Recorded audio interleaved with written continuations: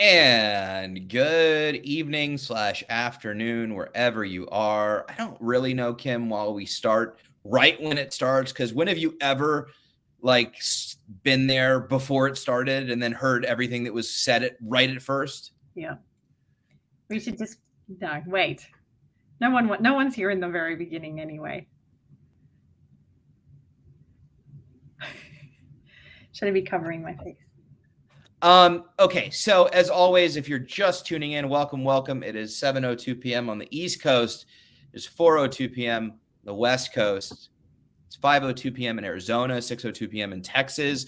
Regardless, it's time somewhere, and that's all that's important. This is just Ethan, but it's not just Ethan. It is just Ethan and the venerable Kim Quinlan. And we have an amazing conversation for you today. We'll be talking all things self-compassion, and I can't think of anybody better to discuss self-compassion than Kim. So, as always, we'd like to give a couple minutes to let people get in and get settled.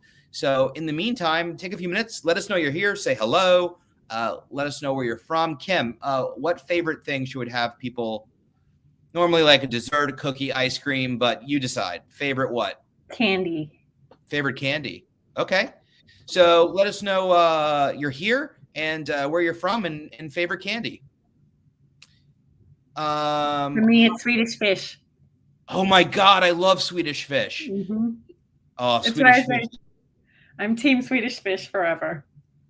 Hi, Lindsay Maybe. from Canada and Jess from South Carolina. Hi, I haven't been to this in over a year. Bummed I missed Kimberly with the self-compassion for BFRB. That might still be up. Yeah. That might still be up, Lindsay. If you want to go back in the Facebook or YouTube playlists and take a look, you'll still be able to see that recording. Hey, Rachel, Katie O'Dunn, whoever that is. Hi. Hi, Maryland and South Louisiana, Esther in New Jersey. Reese's cups are I feel like a standard fave. Like if you're going to a Halloween, you're doing trick or treat, it's coming up, you got to grab the Reese's. No, but there's all controversy on whether it's Reese's or Reese's. Oh. There's a huge controversy on social media about this right now. Really? Yeah. You have to pick a team. Oh, crap. Okay. I'm not going to get involved in controversy. Butterfingers, Too political. Juliana from Colombia, welcome. Licorice. Interesting. Do you like the black licorice, though? I don't know many people that like the black licorice. Kit Kats, do you eat the whole thing or do you break them into one? Very important question. Hey, Alex, my favorite candy is Kinder Eggs. I don't know that I've had a Kinder Egg. That's very Australian. Is it? Hi, Liz Smith. My mother is here. That's awesome. Rachel Midnight, Manchester, UK. Fizzy cola bottles. Candy, what's that? Oh, fizzy cola. Those are awesome. My first job was at a candy store. So black licorice just likes black licorice. All right, good to know. With that, feel free to keep weighing in and let us know that you're here. Say hello. Not Alone Notes is here. It's most likely Molly, but who knows, Morgan may be here as well. Hey, Molly, it's good to see you. Okay, so let's get the housekeeping out of the way so we can dive into the good stuff. My name is Ethan Smith. I'm a national advocate for the International OCD Foundation, which simply means I have OCD and won't stop talking about it ever and ever and ever and ever and ever. Okay, so this town hall is intended to serve as educational content. It is not intended to replace therapy. For treatment-related questions, please be sure to work with your local provider or contact a local clinician. The IOCDF is not a crisis hotline. It should not be used if you're in distress or feel unsafe. If you're in a crisis or you're ever feeling suicidal or unsafe, please go to your local emergency room, call 911, or call the Suicide Prevention Hotline at 800-273-8255. Milk duds. I don't know how I feel about milk duds. Kim, do you like milk duds? See, I'm just nodding my head to every single one. I'm not afraid to get... See, you just wanted me to engage in controversy, and now you're refusing to engage in controversy. But actually, I don't like Reese's Pieces if you really want to get political. Oh, just remove yourself completely from the conversation. Good night, everybody. We always want to be respectful and kind to others. Organic, fair trade, dark chocolate. What percentage, though? That's the key. What percentage dark chocolate? We always want to be kind and respectful to others. Create a safe space as possible. Of course, this is being recorded. This is on public social media platforms. So keep that in mind as you ask questions or leave comments. But at the end of the day, we are all here to support one another. Just signed up for the conference. Awesome, Lindsay. And Milky Way or Rolos are awesome. Rolos are my favorite, my mom's favorite. I like Rolos too. Okay, so now let's get to our amazing guest who I feel so blessed to have. If you don't know her already, Kim Quinlan is a licensed marriage and family therapist, so she says, in the state of California, and founder of cbtschool.com, an online psychoeducation platform that provides online courses for those with OCD and body-focused repetitive behaviors who do not have access to mental health care. Kimberly, also the host of Your Anxiety Toolkit podcast, a podcast aimed at providing mindfulness-based tools for anxiety, OCD, depression, and BFRBs. She is also the author of the brand spanking new Self-Compassion Workbook for OCD. Lean in your fear, manage difficult emotions, and focus on recovery. We will talk about this a little bit later, but we're very excited to have this. Out of curiosity, who already has one or has ordered a copy? Very curious. Kim, hi.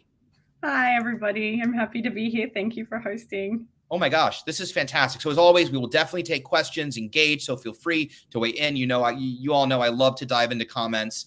But I have some questions for Kim. Hopefully you'll like them as well. So the first thing I want to ask you, let's just start with a very basic question, which is, at its purest form, what is self-compassion?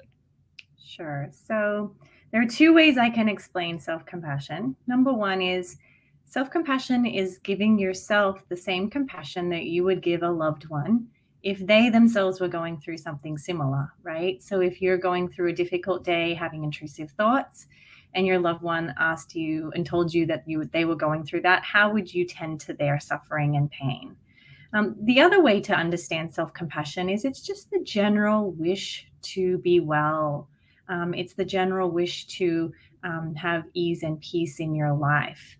And sometimes that can help us navigate some difficult decisions and make, choices about our recovery. And we can talk more about that in later on in this live, but that's sort of generally what self-compassion is.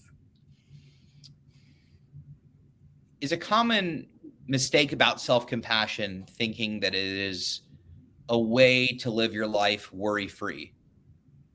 No. So the thing to remember is self-compassion isn't the absence of suffering. It's actually how you meet your suffering. And that's why it can be so profound for recovery.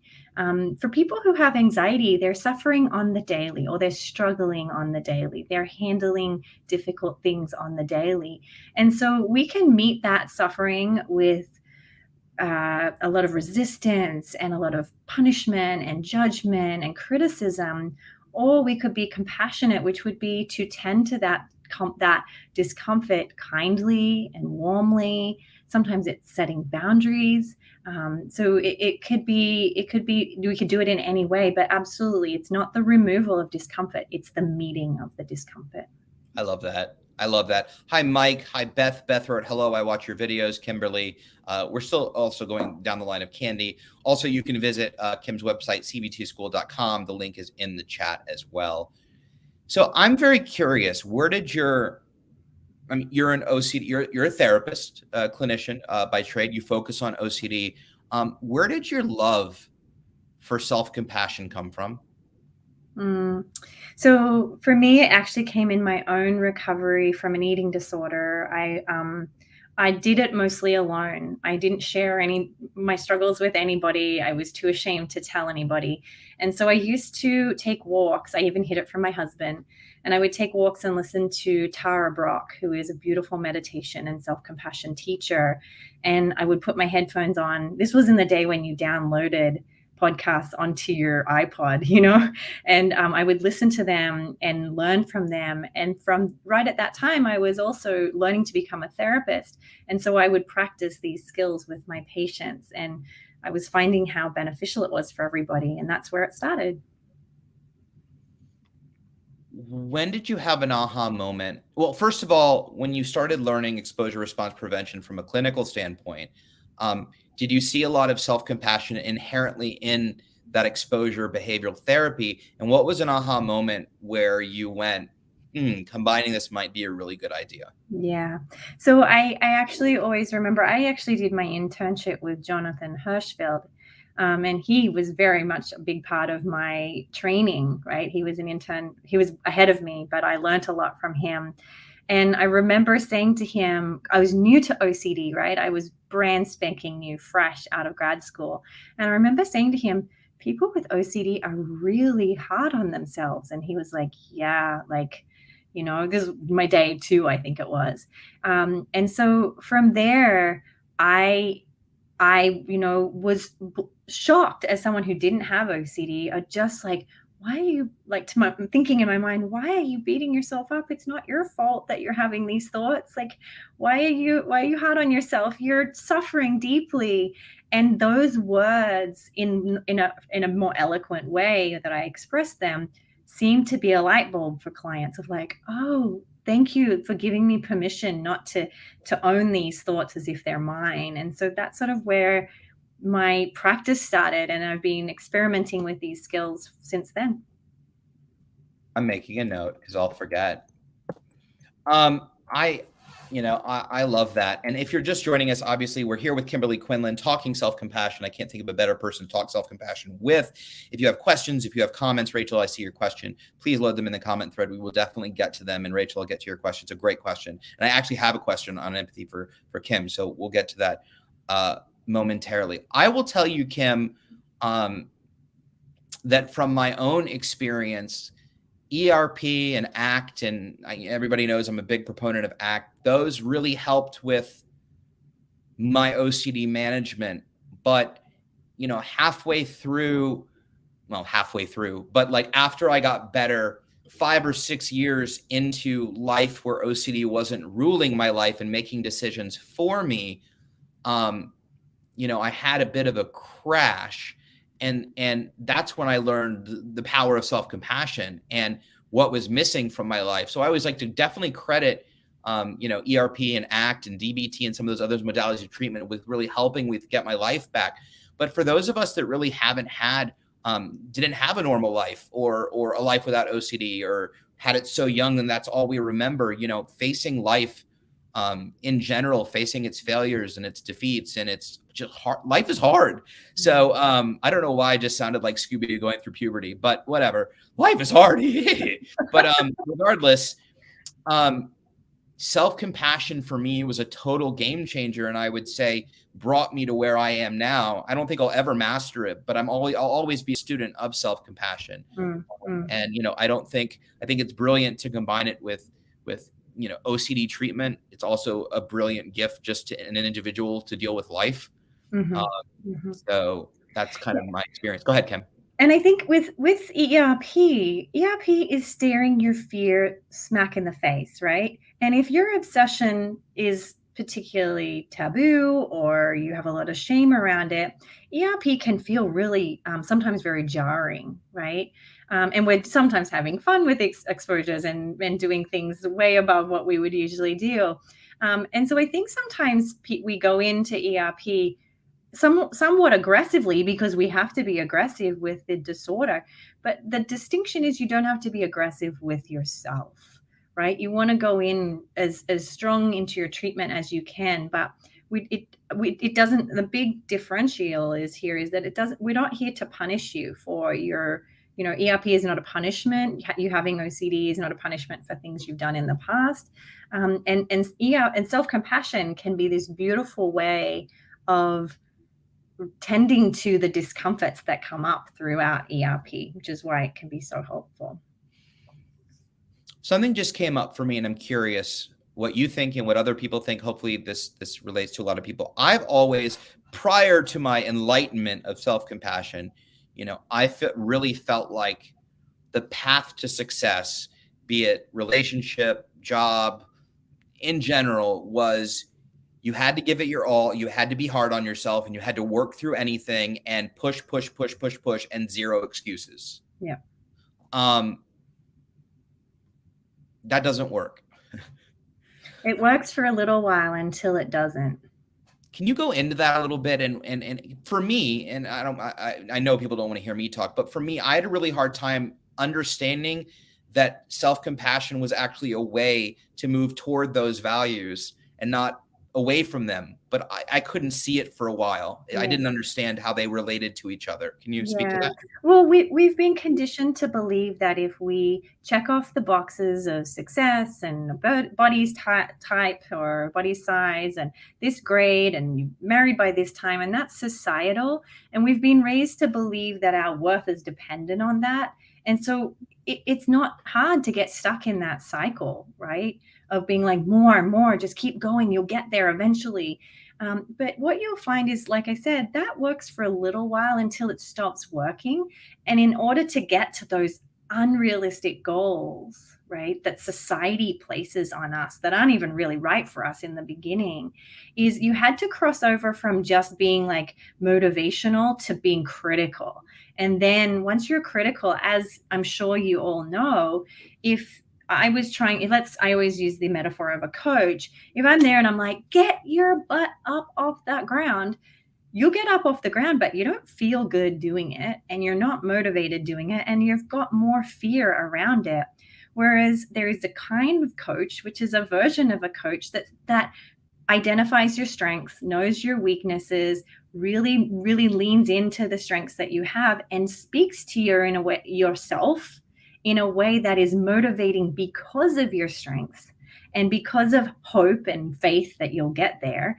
That shift in voice, actually, we've got tons of science to prove that it increases motivation, decreases procrastination, decreases anxiety, decreases depression, increases well-being. So the way in which we try to motivate ourselves can change the game, particularly in recovery. I used to use, when my therapist was teaching me self-compassion, and the way I tried to get her to understand that I was right was the analogy. And then I want to get to questions. I have more, but so many people have questions and it's only an hour.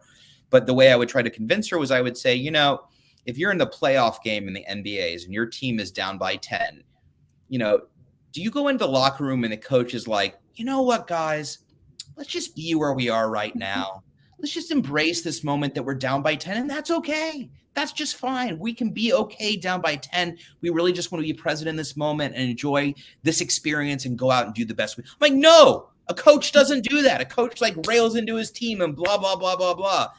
So I still had trouble. Of course, my therapist followed that with, but those basketball players are getting out of bed and doing something, Ethan. Yeah. I was like, oh yeah, you're right. Like that's how I viewed it. Like it's that or the other. There's no in between. Right. And there will be times where we have to we do motivate ourselves with sort of more this has to happen now. And that's not a bad thing either. But you have to kind of look at the trends. What is your behavior? Is your attempts to motivate yourself actually helping? Is it actually getting you to your goal? If it's not, the chances are that there are better ways to motivate and better ways to tolerate and be with your emotions. I'm a little biased. I believe that that's self-compassion. I love that. I'm going to ask one more question that'll bring us to Rachel's question.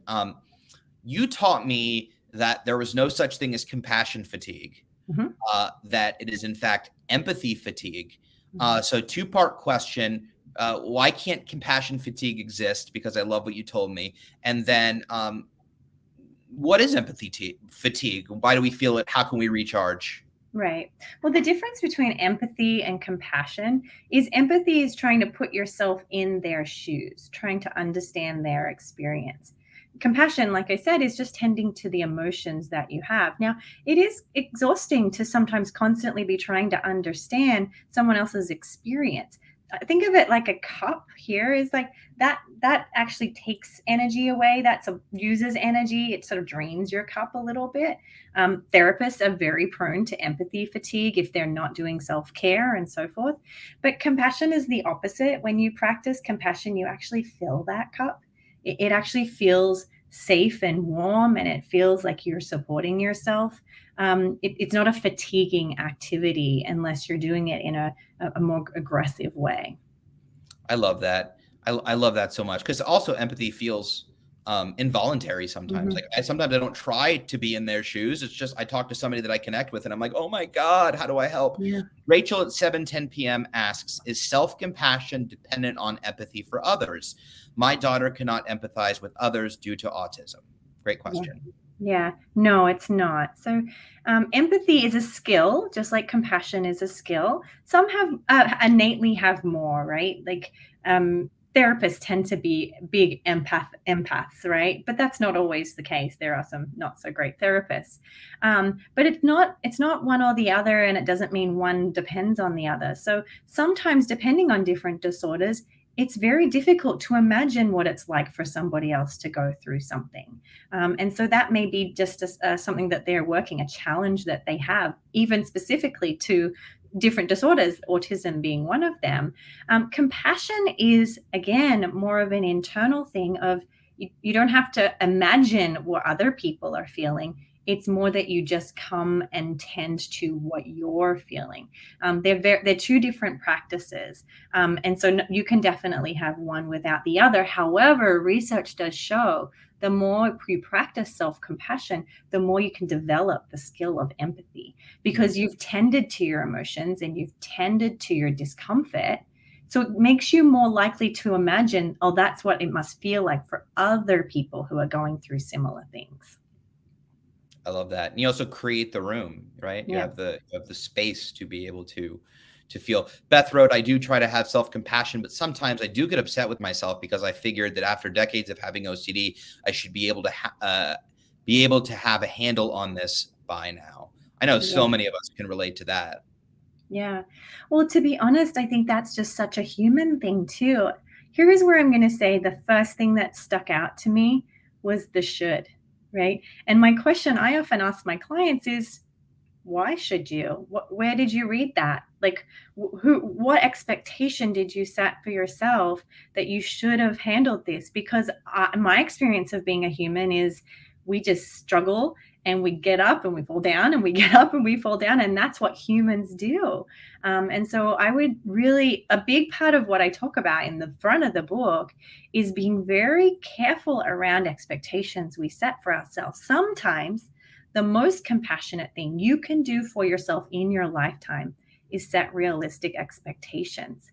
And I would say my expectations of my recovery and my clients' recovery is that it's not linear, that it's bumpy. And we celebrate you whether it's bumpy or not. I think it's important that you give yourself tons of compassion for the fact that it is a bumpy ride.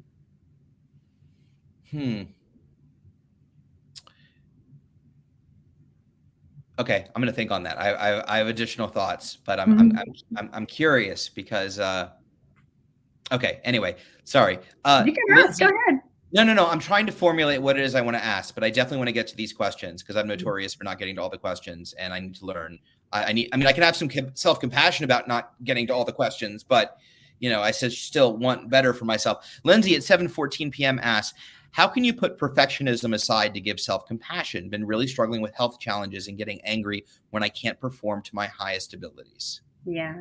So I'll keep referring back to the book only because they're the concepts I speak with my patients is I often will, and you may have heard me speak about this before, but I often speak with my patients about the idea of shifting our goals to being a B-, right? Let's talk about it. If you came into this room or you came into a room together and you were going to meet with me or Ethan, and I said, you need to do this perfectly. You cannot say anything out of the way. You have to get everything right. You need to be eloquent. You naturally have anxiety immediately about that because you set the bar so high. What I found is for myself, and this was a huge piece of my own recovery, is I like to live life as a B-. In fact, now that I'm getting older, I'm actually kind of sliding now towards more of like a C+ kind of girl. I'm a C+ kind of girl. But a B- is where the sweet spot is, which is coming down to a place, and this is a very vulnerable place, right? Is coming down to a vulnerable place where you ask and reflect on, why do you need to be perfect? How does that protect you from anything? What does that serve you? Does it serve you?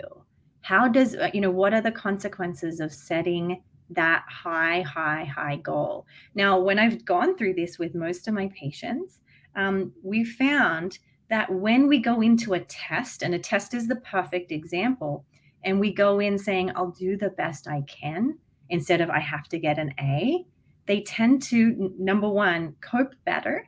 And most of the time, they tend to perform better too, because they've gone in like acknowledging that perfection isn't healthy, acknowledging that perfection isn't, it doesn't improve your worth.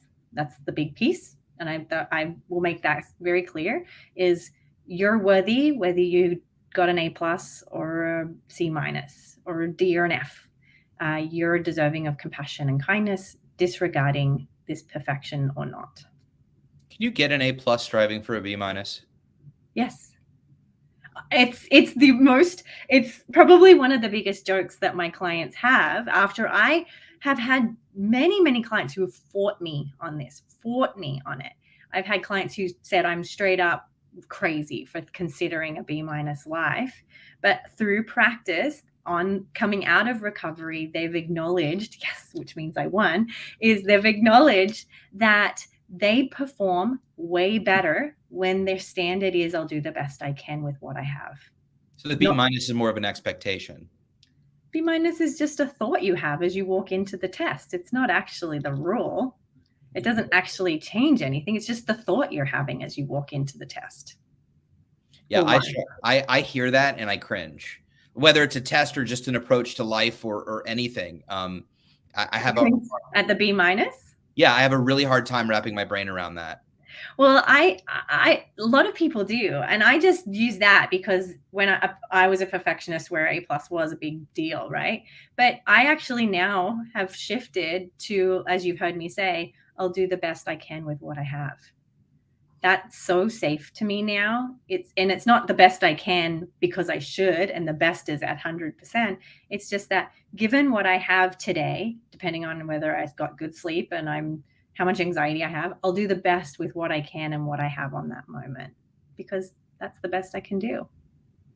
What I do say all the time is I'm going to strive for the best, but I'm going to be okay with what I get. Yeah. There you go. So I can relate to that, but yeah, just lose the B-. No, I'm kidding. I feel like I have the B-. No, we can embrace the B- for sure. Katie wrote a really sweet, Ethan is the first one who really helped me learn to love myself.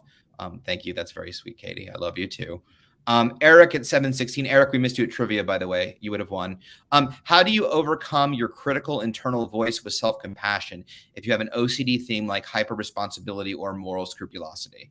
Mm-hmm. Yeah, this is a really hard one, right? Because the voice, and this is a big one for different people. So some people like to externalize OCD. Some people don't like to do that. So let's just talk about the voice of self-criticism. It could be OCD. It could be just, we call it the self-critical self, which is inside all of us. We all have a self-critical self.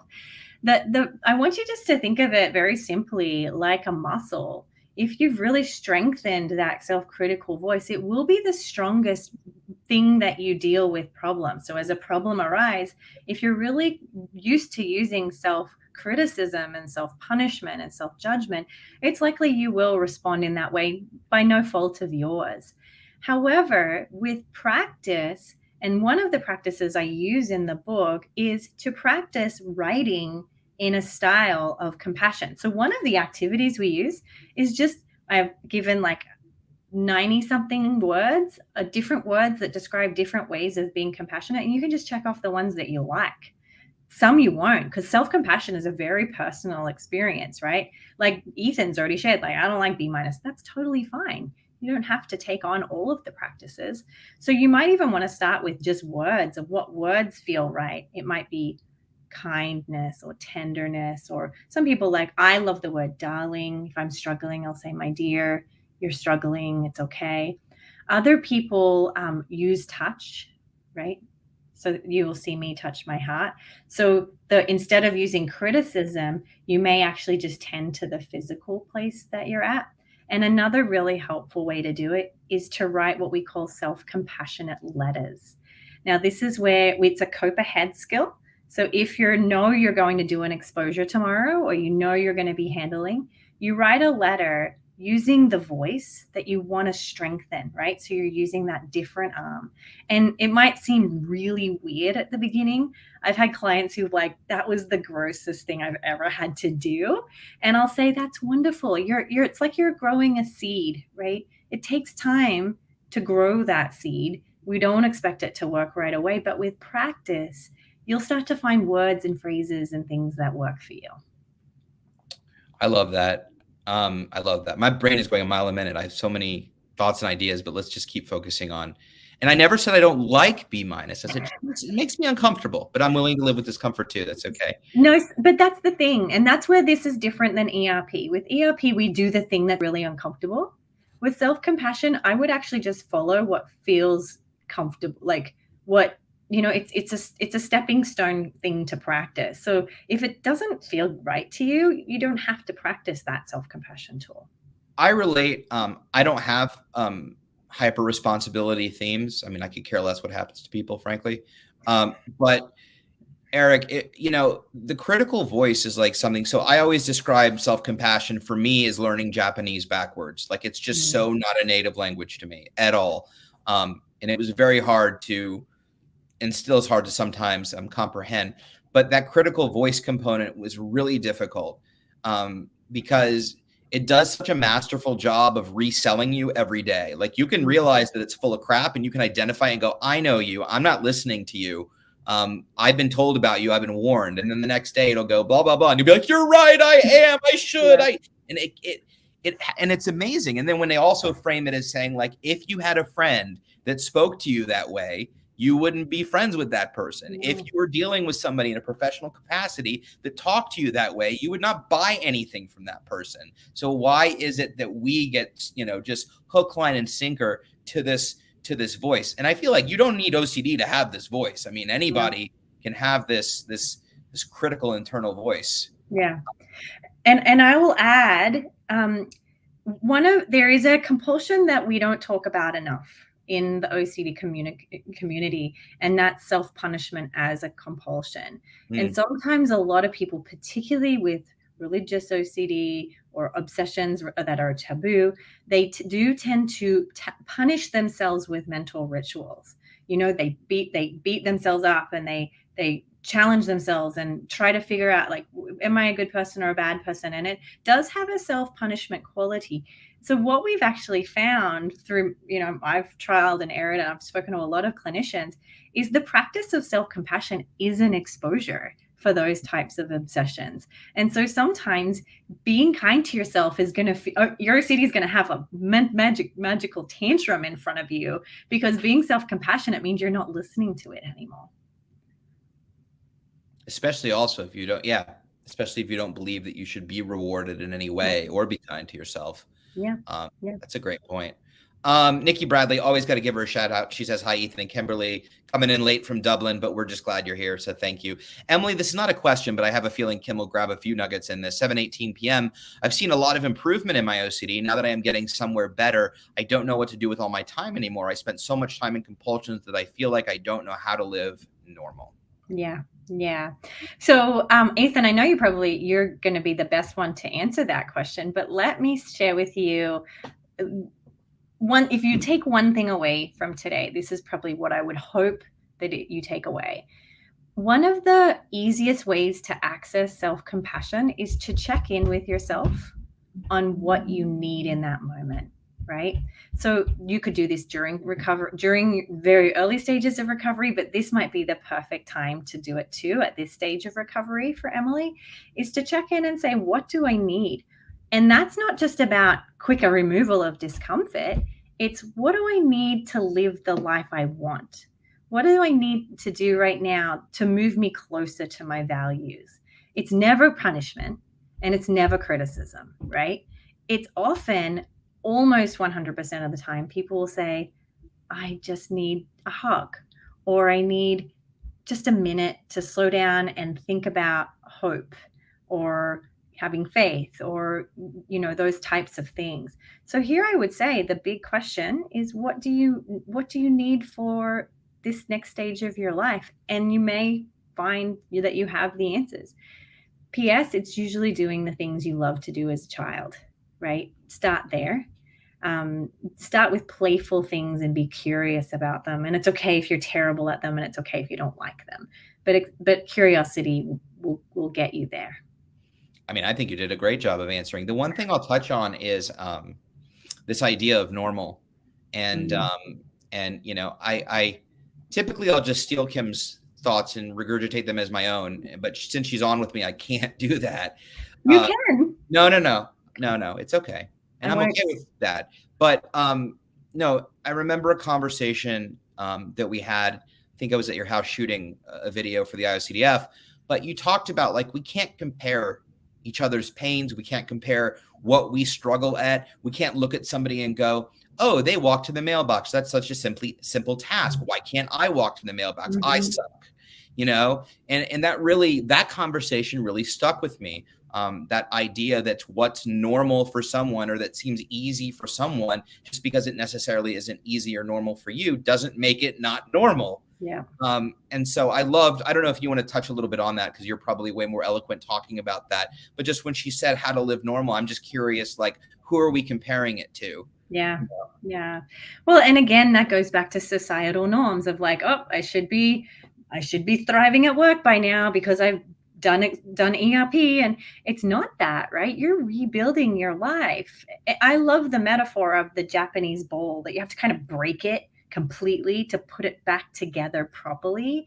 And you're in this sort of uncomfortable but beautiful situation where you get to start to make, I really would encourage you to look at your values. Society is going to tell you this whole story about what it wants you to do, but really check in with your values and question, is that really what I want?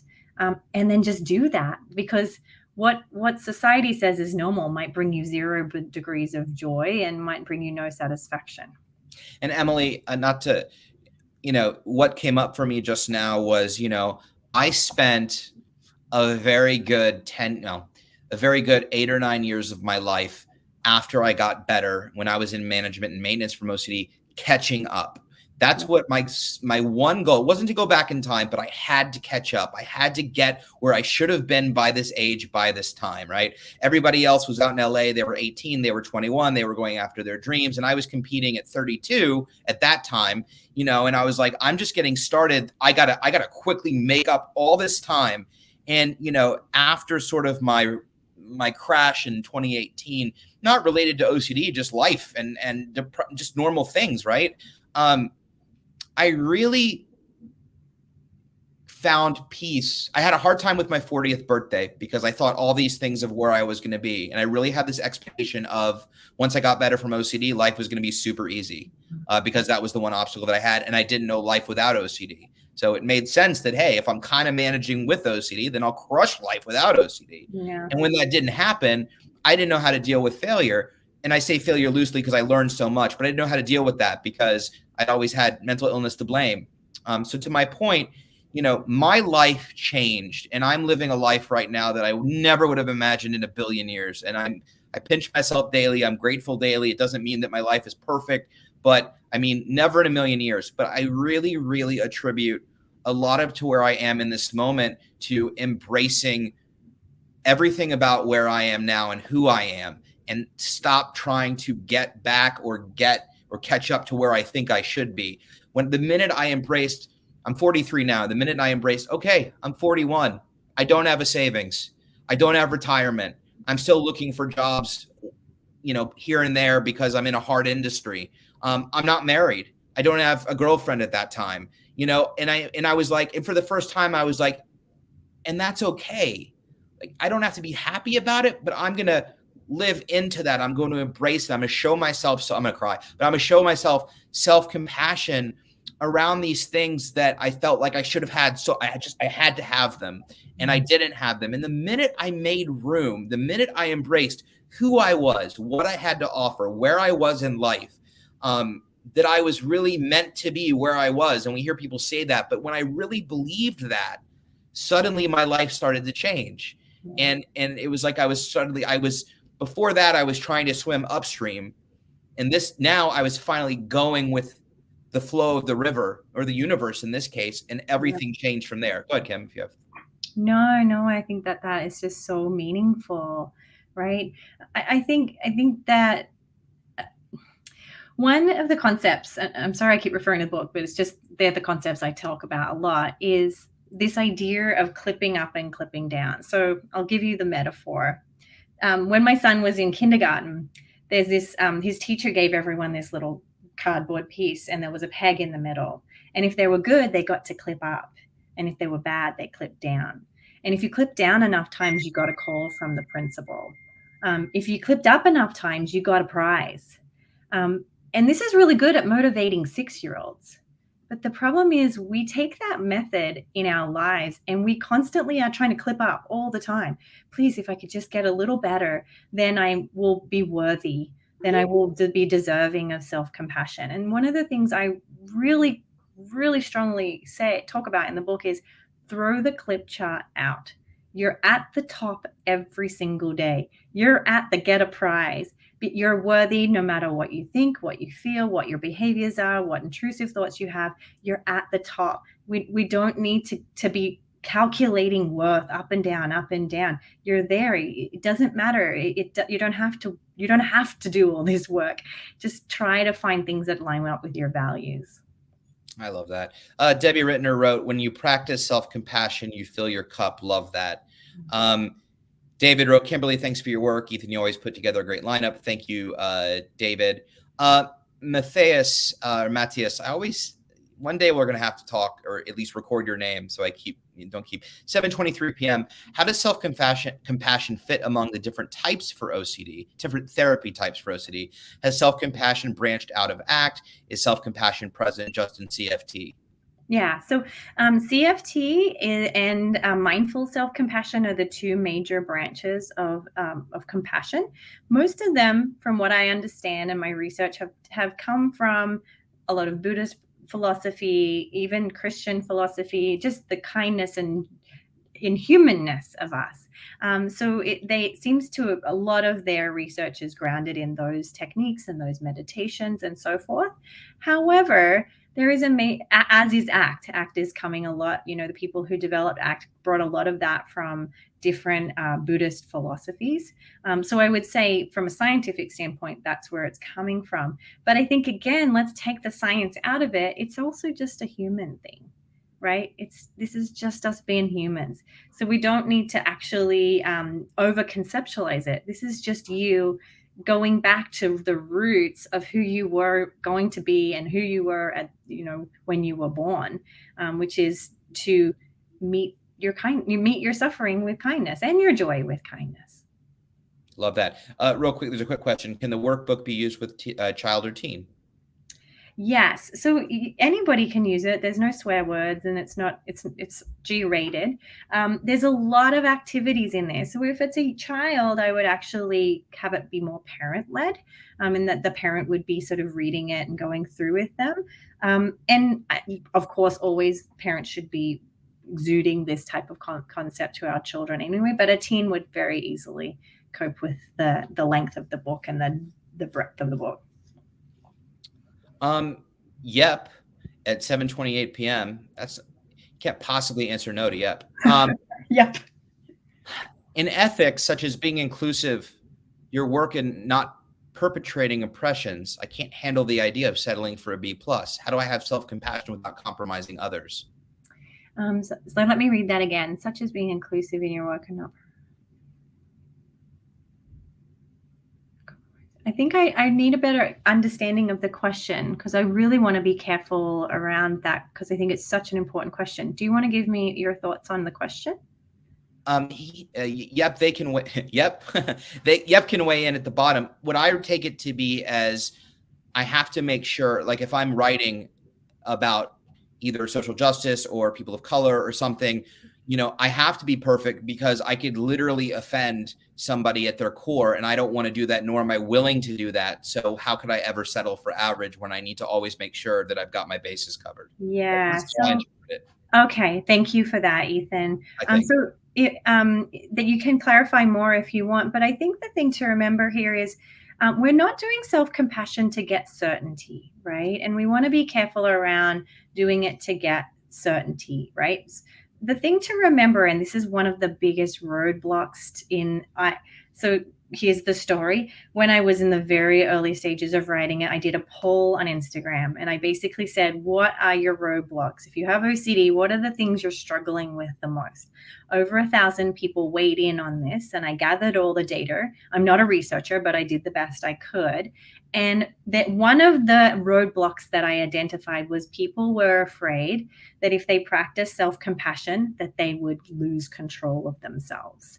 And this was very true for people with religious obsessions or harm obsessions, or again, scrupulosity, or relationship obsessions, or sexual obsessions. And so a lot of what we do here is we practice being compassionate while also being uncertain, right? Because if you're finding that you're trying to control your ethics all the time anyway, that doesn't sound super compassionate, number one. And it's not that's reduced. It's not that's controlling your behavior either. So compassion is, again, an ultimate exposure for a lot of people to the idea that they may lose control, which is a good treatment. I hope I answered your question. No, he confirmed down that my reiteration was accurate. Yeah. I love what Katie always tells me, and we kind of settled on it, which is like, and it helps me understand it. It's this idea of like, you can still want more for yourself, but it's really accepting where you are in the moment and being okay with that, and showing yourself grace and love and self-compassion for that. And that for me satisfies me. That makes me understand that, sure, I can dream and want more and whatever that is toward my values, but at the same time, it doesn't mean that if I'm not there, I have to, flog myself. Yeah. And I was just going to say the same thing, as even if self-compassion is too big of an exposure or doesn't feel quite right to you yet, as long as you're not practicing the complete opposite, which is beating yourself up, try to, then maybe your first step, and Ethan, we've talked about this first, is sometimes the first step to self-compassion is self-respect, right? And neutrality of, I'm neither good nor bad, but I still deserve respect and kindness and love. So that might be a first step as you move in that direction. Yeah, for sure. And there, Katie worded it for me. Thank you, Katie. Being compassionate without being satisfied. Yeah. So, time for one more question, and then I want to talk about your workbook. Jonathan at 7:33 p.m. asks, how do you have self-compassion for your mistakes, rewards earned through a moment of bad intentions? Well, remember, we don't need to have compassion for the moment. We have to have compassion for what's showing up for you around that. So if there was a time in your past that you did something that didn't line up with your values, I'm not even saying it was wrong. Sometimes we can be really hard on ourselves and beat ourselves up for being human. But being a big part of self-compassion is being mindful. So you bring your attention to the present and you ask yourself, when I think about that, where does that show up in my body, right? Maybe it's thoughts, maybe it's feelings, sensations. And then you just tend to that. We're not practicing self-compassion. Again, I think you're caught up in this calculation that compassion is you're only worthy of it if you were good and wholesome. And that's not the case. Compassion is something that just, no matter what the suffering is, you can tend to that with compassion. Be very careful. I actually, a lot during the book, as I say, be very careful of your compassion equation, because often people have equations of like, a moment of bad intentions does not equal self-compassion, right? Me plus bad intentions, no, not worthy, not deserving, I'm disqualified. And it's like, that's an equation that's getting in the way. Every moment of suffering, doesn't matter where it came from, doesn't matter what your intention, is deserving of self-compassion. And so try not to be a moral calculator of whether you're thumbs up deserving or thumbs down not deserving. That was literally what I'm going to bring up is like, everyone, including myself, was parsing out like, oh, but this time I don't deserve self-compassion, or that time I don't deserve self-compassion. When it's not about, it's almost like, when do you do ERP with OCD and when do you not? It's like, no, it always applies. Like, don't give into the OCD, and it's the same. So real quick, I want to, Debbie Rittner wrote, I love that not starting to catch up. I'm 63 pushing 64 and I want to go to social work or get a counseling degree. Do it. I think that's awesome, for sure.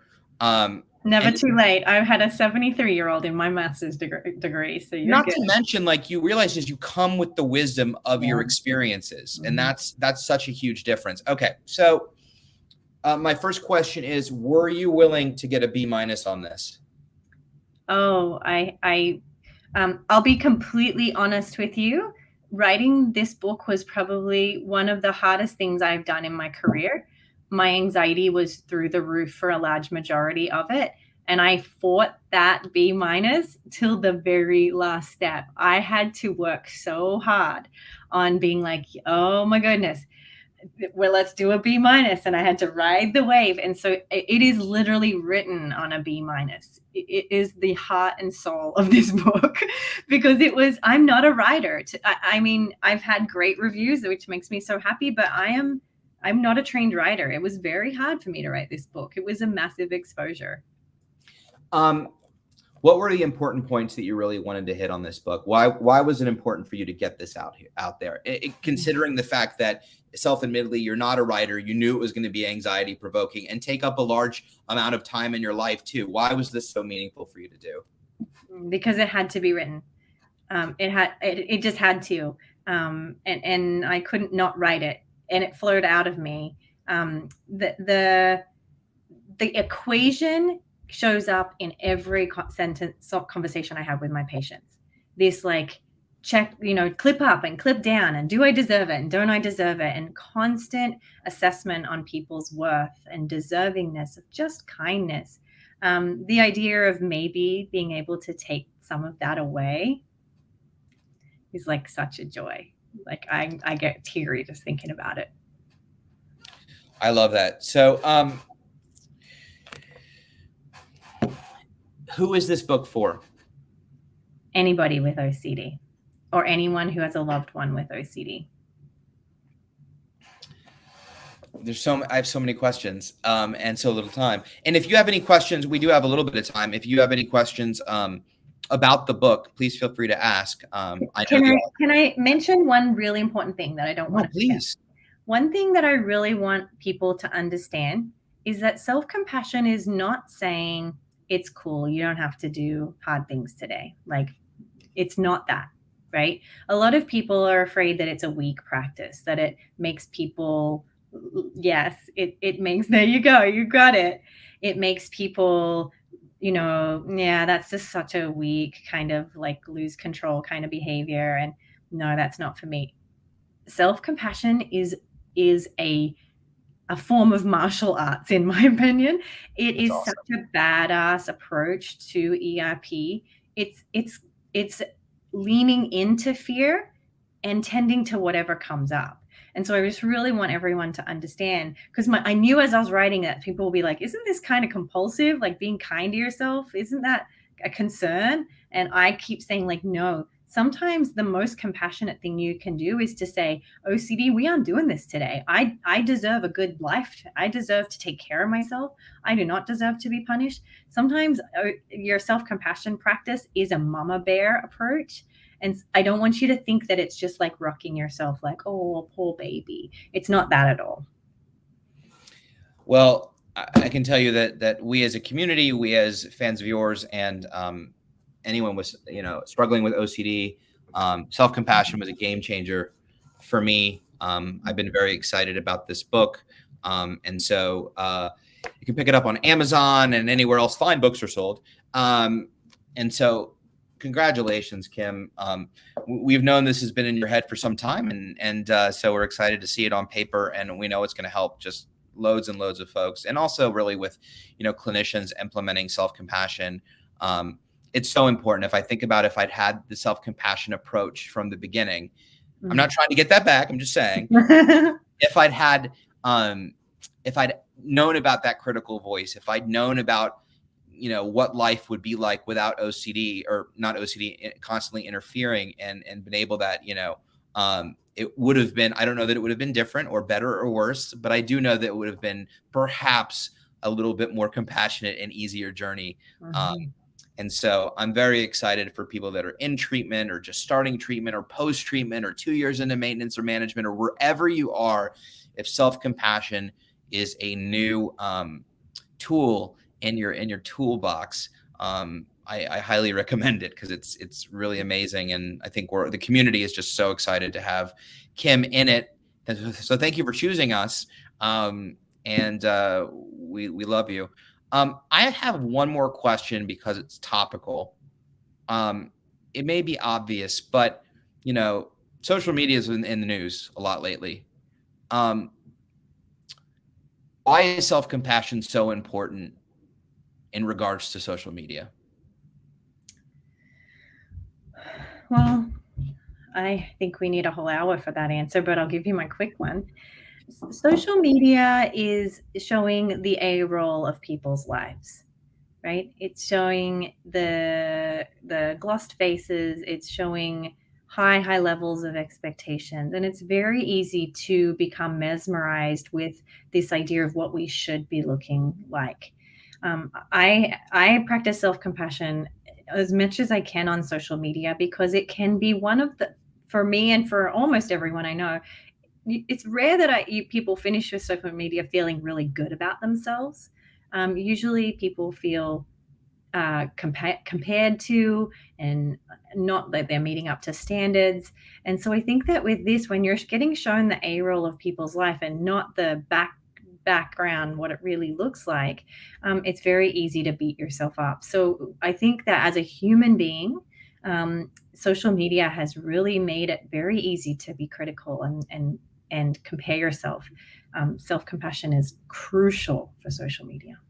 Thank you for that. I knew that was a hard question, but I think within the confines of context, and we're all on social doing our thing, so I think it's important to keep that in mind. So with that, any final thoughts, Kim? No, somebody asked what are the exercises. So the book is a workbook style. I would just say there are going to be exercises on way that you would just practice day in and day out. There's some meditations, there's some written. I actually ask you to do all of the activities, but then we also go through, and it's actually an ERP workbook. So it goes through the entire all the kinds of exposures, all the different response prevention, using self-compassion as a part of that practice. Like I said, the only thing I would really, really hope that you take away is that the content of your thoughts do not disqualify you from compassion. The content of your urges and sensations do not disqualify you from this practice. In fact, the more you suffer, the more the more you have an opportunity to just meet that with compassion. Do the responsibility of your actions exempt you from self-compassion? Nobody is exempt under any conditions. The basis, I don't know if that's the answer you wanted, but that is the historical basis of these foundations, which is even if you're found you've done something absolutely terrible, you still are worthy of compassion. You are a human being. It is not easy. You are worthy of this. No, and I wasn't looking for a right or wrong answer. I remember I asked that question because I asked you that question at a conference years ago, and we debated that, and I understood, and it made sense. So I asked you that because some people feel that because they did a compulsion, they're not deserving of compassion because it's something they chose to do. And I don't believe that either. I speak at length about that you did a compulsion because you're a human being, and naturally no one wants to be uncomfortable. Even if you've done compulsions all day, I would very much say, please give yourself a full day of compassion. For every minute that you suffered, you deserve compassion. I love that. Thank you, Kim Quinlan. The book is The Self-Compassion Workbook for OCD. Lean into your fears, manage discomfort, manage difficult emotions, and focus on recovery. Fran put a link in the comment thread to New Harbinger where you can pick up a copy of Kim's book. It is definitely worth the read. Also, so thank you so much, Kim, for being here. It was an honor. It was a pleasure. It was a privilege. She's one of my favorite human beings, and we'll definitely have to have her back. I see some additional questions. First of all, we'll go ahead and put my email up. If you have questions or if your questions didn't get answered, please feel free to email me at justethan@iocdf.org. If you have a question for Kim, just note that you have a question for Kim. I'll make sure she gets it and we'll get you an answer. Also, you can email the IOCDF at info@iocdf.org for anything that you need as well. As always, I want to thank the IOCDF and, of course, Fran behind the scenes for working his digital magic. For all upcoming virtual streams and content, visit iocdf.org/peace of mind. There it is. And coming up this weekend is the IOCDF online conference. That's October 8th through the 10th. We are super excited. Kim will be there. I will be there. Tons of awesome folks will be there. Not saying that we're awesome. I'm just saying that lots of awesome. We're awesome. We're awesome. But you're awesome too. So if you haven't registered, I'm sorry, I wasn't looking. Did you put up the website? You can visit iocdf.org/conferences, plural? Conference. Just one conference. Curses. Okay. And register. It's a 3-day conference full. I mean, really full of fantastic content. We have tons of evening activities. There's prizes, there's giveaways, there's swag. It's the next best thing to being in person, but we will be in person next year. So check it out. And also tomorrow at 12 p.m. Eastern is a lunch and learn with Dr. Liz. The topic is treatment motivation with Dr. John Grayson, who is the GOAT. So if you have treatment motivation related questions, comments, thoughts, you won't want to miss that one tomorrow at 12 p.m. If you haven't already, you want to be notified about all the programming the IOCDF is having over the next month, be sure to subscribe and follow on Facebook and YouTube and also on Twitch. Oh, it's right over Kim's face. Nailed it this time. Perfect. We always try to keep the guest right on the Twitch face. So no, you have to go like this, and you look like you work at a car dealership, and it's awesome. Okay, so with that, thank you so much for always the advocacy and the comments and the thoughts and just being honest and open and having a candid conversation. We really, really appreciate that. So thank you. Thank you for spending our Tuesday evening with us. Again, shoot us an email if you have additional questions. And until the next time, stay safe, stay vigilant, feel the feels, don't let OCD off the hook, and we'll see you next time. Have a good night.